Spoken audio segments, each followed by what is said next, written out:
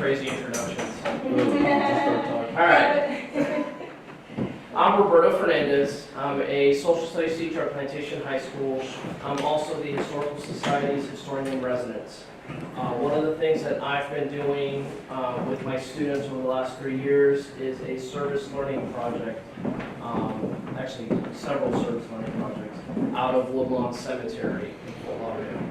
So most of this lecture is going to focus on Woodlawn and some of the stories that we've learned through oral history and research based on the stones and just the information we have on Woodlawn. And then the latter half is going to focus on some research I'm doing now on Dr. Von Meisel, who was the director of Providence Hospital along with Dr. Sistrom. So I'm going to go into Dr. Meisel a little bit because that's my paper that I'm currently writing for publication. Next person I'm going to talk about is Samuel Hammond.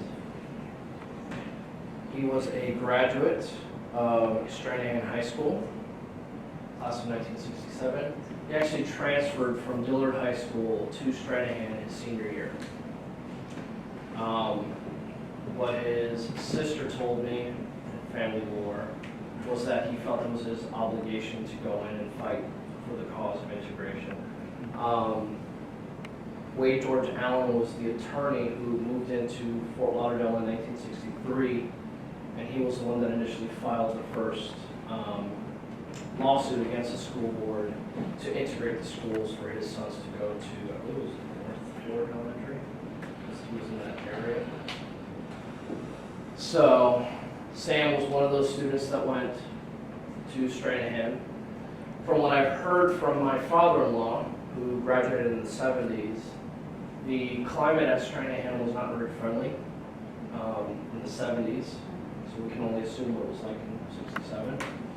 My father-in-law told me that there were incidents of kids, black kids and white kids on the property throwing rocks and fighting with each other.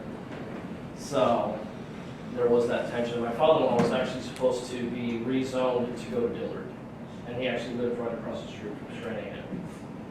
So that was one of the...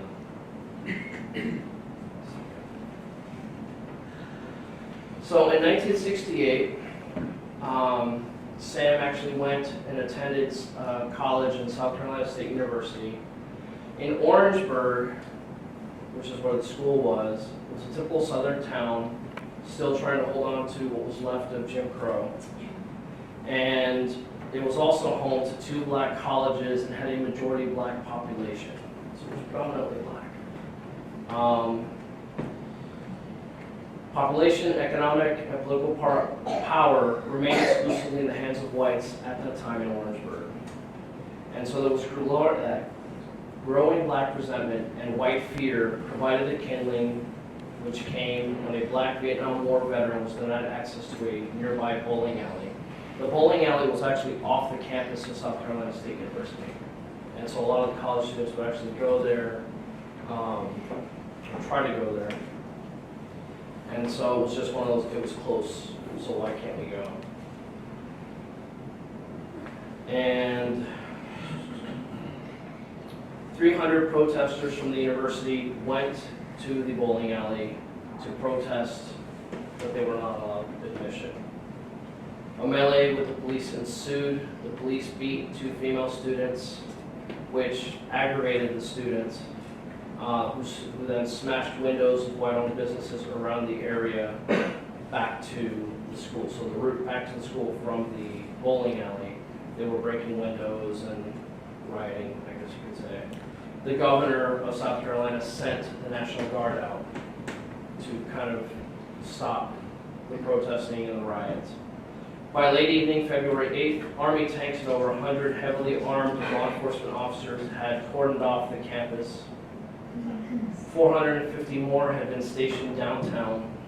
About 200 students milled around a bonfire within the university, and a fire truck with armed escort was sent in. Basically, they were going to turn off the fire. Without warning, the crackle of shotgun fire shattered the cold night air.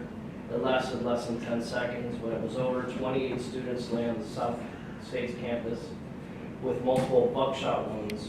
3 others had been killed. Almost all were shot in the back or the side. The 3 young men who were murdered, Henry Smith, Samuel Hammond, were both South Carolina State University students. There was also Delano Middleton, who was a local high school student. So, he is buried at Woodlawn as well. Wow. That was from the Orangeburg? That was from the Orangeburg Massacre. So, we know generally where he was buried because his family told us. And there is a record that the Historical Society has that was done by a student where they listed just names that they saw when they were walking through the cemetery. And his was listed as one of the ones that was there, and this was in the early 90s. So I'm hoping that it's just covered over by grass, and one of these days I'll be able to find it. But his death certificate, which was issued in South Carolina, does have Woodlawn Cemetery in Fort Lauderdale.